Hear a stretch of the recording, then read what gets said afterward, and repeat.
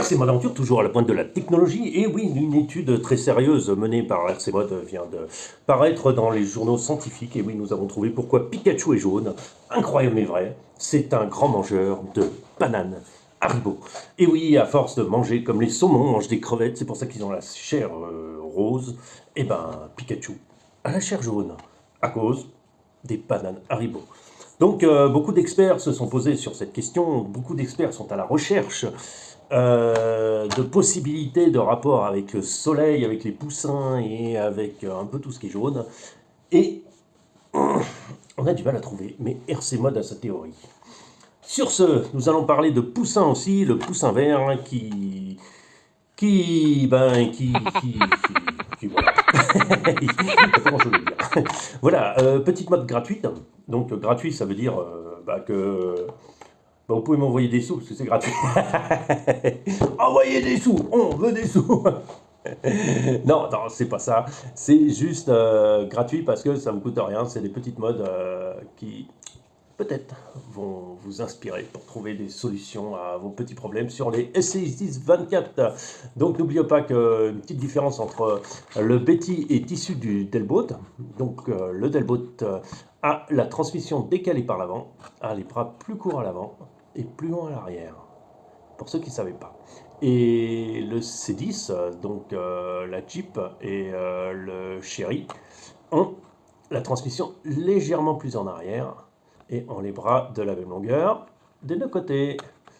Voilà, donc je ne sais pas qui est le plus efficace, je ne sais pas pourquoi c'est comme ça, mais voilà, on y est.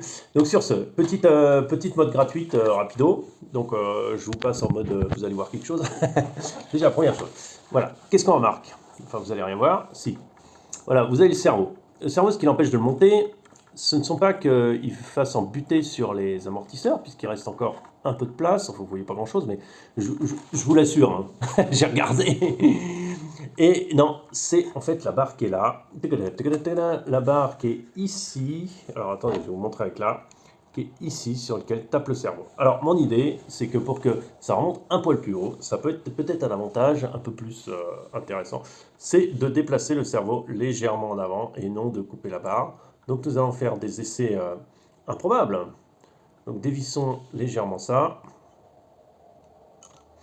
Je ne vais pas le dévisser complètement, je vais juste voir si on peut simplement décaler le cerveau vers l'avant, si ça suffira, ou si, voilà, je l'ai décalé de quelques millimètres par l'avant, et ça suffit à le faire passer pour qu'il aille un poil plus haut. Donc il suffira de mettre des cales. Les vis sont assez longues, ou sinon vous pouvez en trouver des un poil plus longues. Voilà. Vous pouvez... Alors, je ne sais pas si vous allez voir, vous pouvez décaler votre cerveau légèrement par l'avant et il montera un peu plus haut, donc on aura un peu plus de hauteur. Voilà.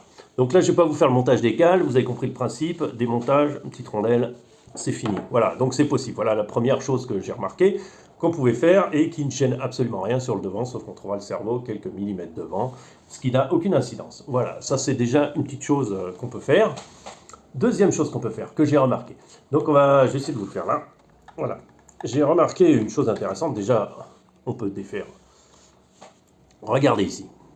On a 1, 2 et 3 trous. Et ce que je pense, c'est démonter ici et le décaler de là à là. Je ne sais pas si vous voyez bien, de là à là. Histoire de coucher légèrement les amortisseurs, histoire de gagner en stabilité, en fait, parce qu'on va gagner en...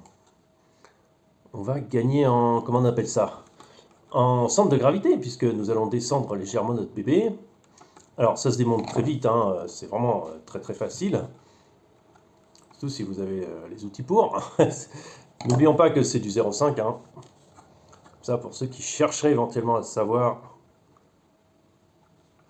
Voilà, donc le Betty, ça doit être le RT1, le meilleur du marché. Alors quand je dis le meilleur, c'est vraiment comme étant le plus efficace sorti de boîte. Hein. C'est ça que j'appellerais le meilleur. Je ne vais pas m'annoncer à dire que c'est, comment on appelle ça. Je n'ai pas les autres, donc j'en dis rien. Après, la Caro, elle plaît pas, elle est sympa parce qu'elle correspond aux 15 ans d'anniversaire de Axial avec son modèle MT10. Donc ça, c'est très classe. Avec les pneus aussi, sont similaires. Et ça c'est la classe. Ça, c'est beau. J'aime bien ce genre de choses. Voilà. Alors, comme prévu, regardez. On voit très bien que on peut le monter plus en avant. Vous voyez, celui-là est en position normale. Celui-là est plus en avant. Donc, du coup, il vous suffira de reclipser votre super amorto à sa place et on sera un poil plus bas. Voilà. Alors, j'ai fait que d'un côté, bien sûr, mais l'autre côté va suivre, bien sûr. Et ce qu'on va retrouver, c'est encore plus de, comment on appelle ça, de flex, comment on appelle ça, ah, c'est pas du flex, c'est du sag. Je vais faire la même chose de l'autre côté. Et voilà, on fera un petit test juste derrière. Allez, c'est parti. Vous voyez la roue arrière.